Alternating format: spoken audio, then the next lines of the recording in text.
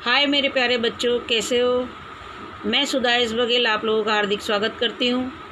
आज हम कक्षा 7 में सबसे पहला प्रकरण पढ़ेंगे पूर्णांक। पूर्णांक में क्या आता है, सबसे पहले हम देखेंगे संख्याओं के प्रकार। सबसे पहला प्रकार है आपका प्राकृतिक संख्या। प्राकृतिक संख्या मतलब 1, 2, 3, 4 जो आप कक्षा 1 से पढ़ते हुए आ रहे हैं, बचपन से पढ़ रहे हैं। दूसरी संख्या का प्रकार जो है वो है पूर्ण संख्या। पूर्ण संख्या में शून्य और धन पूर्णांक संख्या, शून्य और धन पूर्णांक मतलब 1, 2, 3, 4 संख्याओं का समावेश होता है। अब आई पूर्णांक संख्या जो आपको पढ़ना है।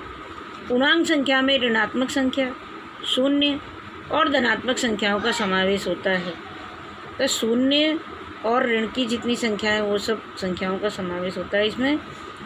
अब पूर्णांक संख्याओं में कैसी संख्याओं का समावेश नहीं होता है, तो पूर्णांक संख्याओं में दशमलव की संख्या, वर्गमूल की संख्या, बटे वाली संख्या जैसी संख्याओं का समावेश होता नहीं है, क्योंकि पूर्णांक संख्या में तो कैसी आती है, ऋण संख्याएं आती हैं, शून्य आता है और धन संख्याएं आती हैं।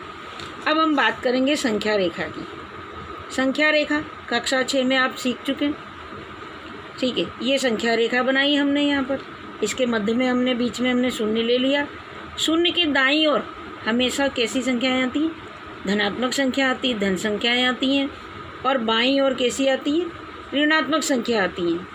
शून्य के हम जितनी दाईं ओर जाते हैं उतना हमें धन संख्या मिलती जाती है, बड़ी संख्या है उसकी वैल्यू बढ़ती जाती है, और शून्य के बाईं ओर जितना हम आते हैं उतनी हमें ऋणात्मक संख्या मिलती जाती है और उसकी वैल्यू कम होती जाती है। अब एक उदाहरण हम देखते हैं कि मान लीजिए -5, इसको हमको संख्या रेखा पर दर्शाना है, तो हमको -5 दर्शाना है।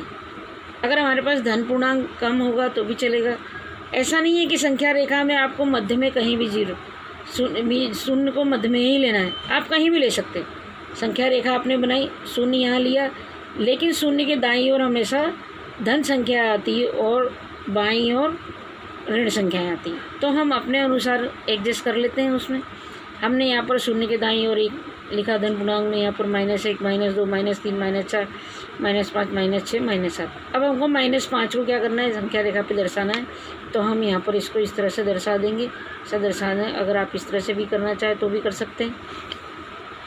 तो ये हुआ हमारा संख्या रेखा पर हम किस प्रकार संख्याओं को दर्शा सकते हैं। अब हम आगे देखते हैं पूर्णांक संख्याओं का जोड़ घटाव। पूर्णांक संख्याओं का जोड़ घटाव कैसे होता है कि ये जैसे हम उदाहरण देख रहे हैं, 2 धन 4, ये भी धन पूर्णांक है, ये भी धन पूर्णांक है। 2 में 4 जोड़ दिया, 6 आ गया। यहाँ पर देखते हैं, ये -3 है, उसमें हमको -2 जोड़ना है, 3 और 2 जुड़ गए, -5 आ गया। तो क्या होता है कि दो एक जैसे चिन्ह जुड़ जाने पर संख्याएं जुड़ जाती हैं आपस में, लेकिन निशान किसका आता है, अगर धन पूर्णांक है तो धन पूर्णांक, ऋण पूर्णांक है तो ऋण पूर्णांक। मतलब दो एक जैसे चिन्ह कैसे होते हैं, आपस में जुड़ जाते हैं, लेकिन निशान वही आता है। अगर संख्या धन पूर्णांक में है तो धन आएगा, यदि दोनों संख्याएं ऋण पूर्णांक में है तो ऋण का चिन्ह भी आएगा और जुड़ जाएंगी। अब यहाँ पर देखते हैं कि इन उदाहरणों को देखते हैं। यहाँ पर ये ऋण है, ये धन है, -3 में 1 जोड़ा, -2 आ गया। यहाँ पर 5 है, यहाँ माइनस है, इसमें जोड़ा तो -1 आया। 6 में से 5 गया तो 1 आएगा।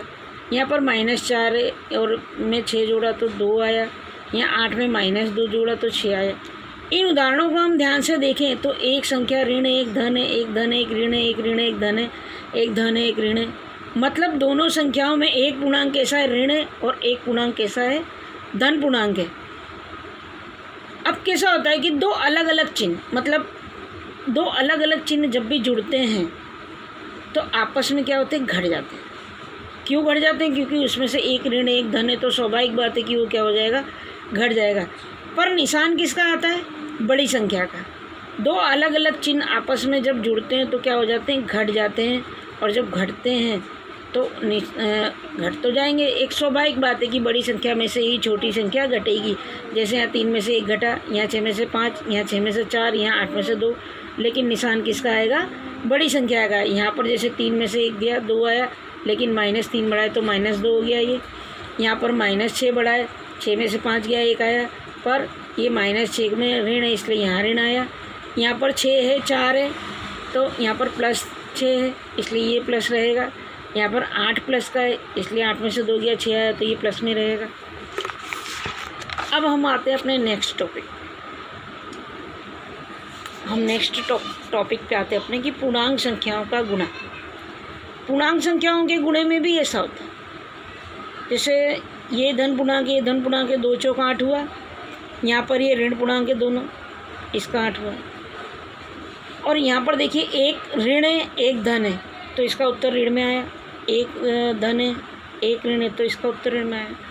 मतलब कहने का मतलब ऐसा है कि दो एक जैसे चिन्ह का गुणा अगर आपस में होता है तो उसका उत्तर हमेशा प्लस में ही आएगा, और दो अलग अलग चिन्हों का गुणा होता है तो उसका उत्तर हमेशा माइनस में ही आएगा।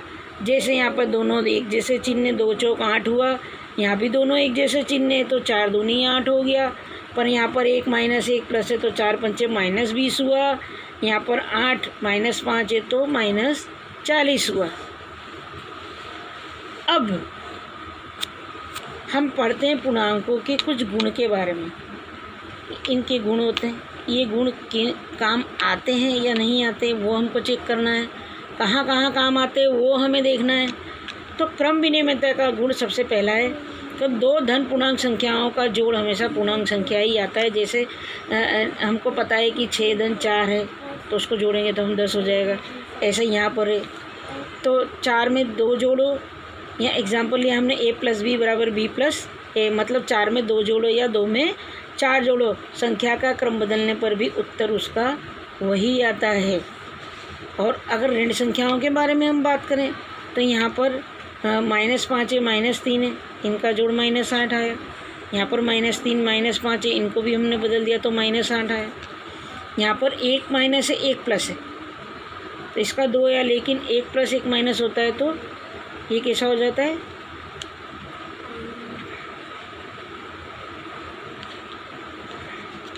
तो एक ऋण संख्या और एक धन संख्या ले तो भी ये नियम अपना क्या करता है, काम आता है।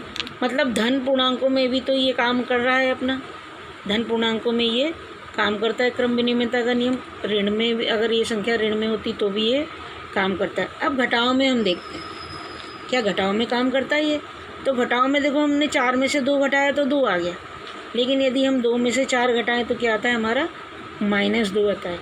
भले 2 उत्तर आया लेकिन ये एक धन पूर्णांक है और ये ऋण पूर्णांक है, इसलिए यहाँ पर क्रम विनिमयता का नियम जो है वो घटाओं में काम करता नहीं है, लेकिन वो धन में काम करता है। धन में ये योग में काम करता है लेकिन घटाओं में काम करता नहीं है। अब हम अपने अगले टॉपिक की बात करते हैं, गुणे में देखते हैं इसका नियम क्या गुणे में काम करता है। तो यहाँ देखते हैं 4 × 2 8 होता है, 2 × 4 करें तो भी 8 होता है। मतलब ये गुणा में क्या करता है, काम करता है। गुणा में अगर हम संख्याओं का क्रम बदलें तो भी उसका उत्तर वही आता है। अब हम साचार के गुण की बात करते हैं। साचार के गुण में कैसा होता है, a धन b + c, मतलब 3 संख्याएँ होती हैं। 3 संख्याओं में मान लो हमने लिया 2 लिया 3 लिया 4 लिया, तो हमने पहले 2 संख्याओं की जोड़ी बनाई तो 2 धन 3 मतलब 5 हुआ, फिर उसमें 4 जोड़ा तो उत्तर 9 आया। यहाँ पर हम थोड़ा दूसरा करते हैं कि हम पहली संख्या ऐसी रखते हैं, दूसरी और तीसरी संख्याओं की जोड़ी बनाते हैं। तो 2 धन 3 धन 4, 2 धन 3 4, 3 और 4 को जोड़ा तो 7 आया। अभी 2 और 7 में जोड़ा तो 9 आया। यहाँ पर ऋणात्मक संख्या लेने पर उत्तर समान ही आएगा। मतलब साचार का गुण भी जो है आपका योग में जो है वो क्या करता है, काम करता है। अब गुणे की बात करें, गुणे में a गुणे b गुणे c। यहाँ हमने क्या करा, पहली संख्या को बाहर रखा, दोनों संख्याओं की जोड़ी करी, 2 × 7 = 14, 4 का 14 से गुणा करेंगे 56 आएगा। यहाँ पर a गुणे, यहाँ पर a और b की जोड़ी बनाई, c को अलग रखा तो 4 × 2 दूनी 4 दूनी 8 × 7 8 × 7 = 56, दोनों में उत्तर आया। इसका मतलब ये कि साचार का जो गुण है वो योग में भी काम करता है और गुणे में भी काम करता है। अब वितरण के गुण की बात करते हैं। वितरण के गुण में कैसा होता है, a गुणे b गुणे b + c, मतलब a का गुणा आपको b से भी करना है, a का गुणा आपको c से भी करना है। सी यहाँ पर a गुणे b प्लस a गुणे c। उदाहरण लेते हैं हम यहाँ पर 4 गुणे 2 धन 5, 4 का गुणा 2 से करा, 4 का गुणा 5 से करा, तो 4 दूनी 8 धन 4 पंचे 20, 8 में 20 जोड़ा 28 आया। यहाँ पर देखते हैं 4 गुणे 2 8, 4 पंचे 20, 8 में 20 जोड़ा 28 आया। मतलब वितरण का गुण जो है वो आपका यहाँ काम करता है, यहाँ पर लागू होता है। अब हम बात करते हैं शून्य की। शून्य का क्या महत्व है? शून्य का महत्व अपने पता है आपको। शून्य की खोज किसने की थी? पता है आप लोगों को किसी को? अरे गणित शास्त्री थे बहुत बड़े भारत के, आर्यभट्ट, उन्होंने शून्य की खोज की थी। तो हम शून्य की बात करें तो शून्य को जोड़ में देखिए आप, 2 धन 0 बराबर 2 माइनस 3 धन 0 बराबर 2। तो शून्य जो है वो जोड़ के लिए तटस्थ संख्या मानी जाती है। तटस्थ संख्या का मतलब होता है कि ऐसी संख्या जिसको आप किसी भी कीमत में जोड़े, किसी भी संख्या में जोड़े तो वो संख्या वैसी की वैसी ही रहती, मतलब उसके मूल स्वरूप में कोई परिवर्तन होता नहीं है। तो ऐसी संख्याओं को हम तटस्थ संख्या बोलते हैं।